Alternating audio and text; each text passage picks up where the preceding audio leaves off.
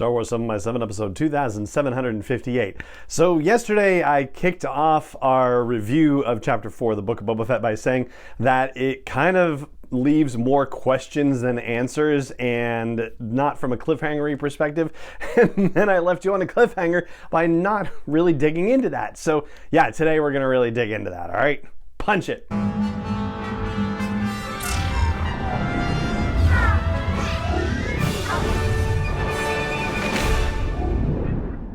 Hey Rebel Rouser, I'm Alan Voilot and this is Star Wars 7x7, your daily dose of Star Wars joy, and thank you so much for joining me for it. So, with Chapter 4 of the Book of Boba Fett, The Gathering Storm, there's one major choice that happens right away, and by the way, we are in full spoiler territory again, so there's your fair warning. There's one major storytelling choice that happens right away that just seems so darn confusing, and that is the jump in time within the flashback time period. So the last thing that we saw of Boba Fett in the flashback time space was in Chapter 3, and it was when the Kintan Striders had massacred the Tusken Raider camp that he had been initiated into. So when that happened, he just kind of, burned everything and then walked away. And then suddenly in The Gathering Storm in Chapter 4, he's alone in the desert and he's looking to see if he can get his ship back. But then the next thing that happens is that he finds Fennec Shand, and that's how we know that suddenly we've jumped 5 years into the future. And it means that he did nothing with the Kintan Striders after he found the Tusken Raiders killed, and that's pretty much confirmed with the rest of the episode when he doesn't go after the Kintan Striders until after he gets his ship back. But how strange a decision is this? Why wouldn't he have decided to get revenge on the Kintan Striders on behalf of his newly adopted family? I mean, he certainly handled himself very well when he stole the speeder bikes from them, like walking into that little bar and took out 4 or 5 of them with the greatest of ease. And he is supposed to be the most fearsome bounty hunter in the galaxy. So how is it that he could not have waged a one-man terror campaign against the Kintan Striders as a result of what they did to the Tusken Raiders? It just seems so odd to me that he would just see that and then, I keep thinking of the TV show Arrested Development, and there was an episode where every so often something happened in the episode to various characters and they would walk away with their heads hanging low, and you would hear the music from a Charlie Brown Christmas, the Christmas Time Is Here song playing, the Vince Guaraldi music, which is just so brilliant in general. But yeah, just this hysterical like walking away, and that's basically what Boba Fett did, which just seems really not in character for him. So we're supposed to believe that he just moped in the desert for years as a result of this, and that he didn't put 2 and 2 together and think to himself, this could be a little fishy at all. And like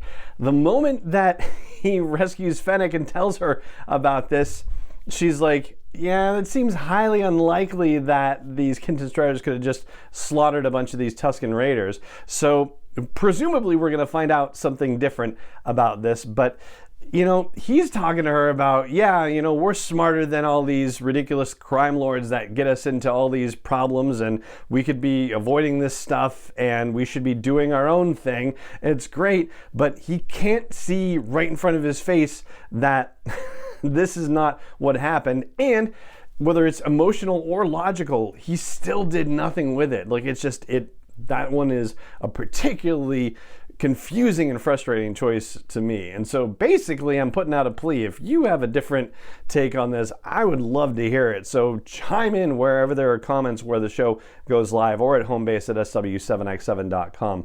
But the only explanation that I can think of at this point is that they're going to have some sort of face-off between Boba Fett and the Pike leader, and he's going to find out that the Pikes were responsible or behind the Kintan Strider Tusken Massacre, and that's going to provide him the additional motivation he needs to beat the Pikes in that particular moment. But yeah, still kind of an iffy situation. And speaking of his ship, it does seem strange that they just kept that thing sitting around in the hangar for 5 years and did nothing with it. I mean, they didn't strip it down for parts. They didn't seem to be flying it around, because when Boba Fett got in it, he said it was rusty and he didn't think it would necessarily start up, or he had a moment where he was like not sure if it would. So clearly it wasn't being used. So in that case, it wasn't like Bib Fortuna was saying, like here, now I've got my own spacecraft. It's Boba Fett's old ship. Isn't that great?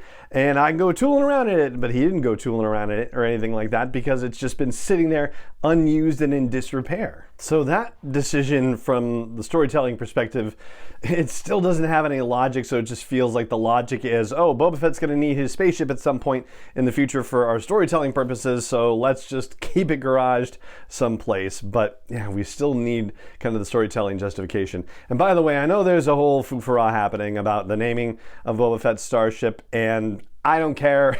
And I mean that in the best possible way. I know that there's some discussion about the use of the word fire spray, which is actually the kind of ship it is. So basically, it would be like calling the Millennium Falcon a YT-1300. That's the same as calling Boba Fett's ship a fire spray, and the same as like calling my car a Toyota or whatever. So if that's what they want to call it, then great, call it that. In fact, considering that Boba Fett made a point of identifying the Pikes as slavers running, slave labor on Kessel, for him to actually have a moment to say, you know what, like, I'm gonna name my ship something else because I don't like these slavers and my ship's name has slave in it, so I'm gonna just rechristen it. Like, I'd be totally cool with him doing that in the show too. All right, for a third big question, like, they open a can of worms with one throwaway line, and it ain't out there. Since I mentioned Bib Fortuna, I figured we'll just go into this one, which is, at one point, Boba Fett and Fennec Shand are sitting around the campfire, and he says to her, "That bloated pig double-crossed me." How did Bib Fortuna double-cross Boba Fett? We have no information on this whatsoever. And if I've missed something, then I'll run with the Department of Corrections tomorrow. But I've watched the episode a couple of times. I don't know how Boba Fett has arrived at the notion that Bib Fortuna has double-crossed him somehow. I mean, it certainly doesn't have anything to do with the Kintan Striders or the Pikes. And, why would it have anything to do with the fact that he's still holding on to Boba Fett's spaceship? Like, how is that a double cross? How does Bib Fortuna even know that Boba Fett is alive to begin with, to be able to double cross him? Like, at what point could he have done that? I mean, I've watched the episode twice and I still don't see it. And even thinking back to War of the Bounty Hunters and how there had been a price put on Boba Fett's head after he lost Han Solo in his carbonite block, and he went to Jabba's palace, and Bib Fortuna was there and invited all the other bounty hunters out to see him. Like, that's not even really a double cross, because he had to know that that was happening and the bounty was already on his head at that point. So yeah, it's just another one I don't quite understand. Now, fourth thing that just seems strange, and now it's being reinforced.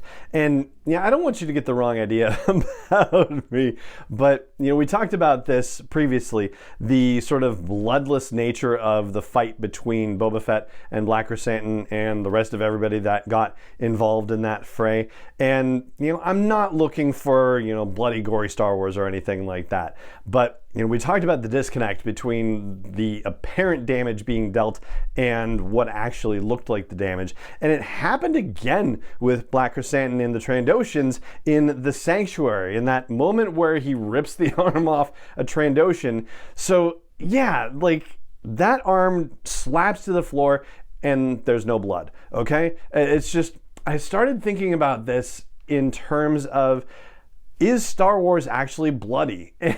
And, it kind of is from time to time. So I was thinking about season 1 of The Mandalorian, for example, and when the Mandalorian is gravely injured near the end of the season and, has to be helped medically with his injuries, and he doesn't want to take off his helmet in front of a living being, and IG-11 has to say I'm not a living being, and so he can take his helmet off, and we see him like bruised and bloodied and battered and whatnot.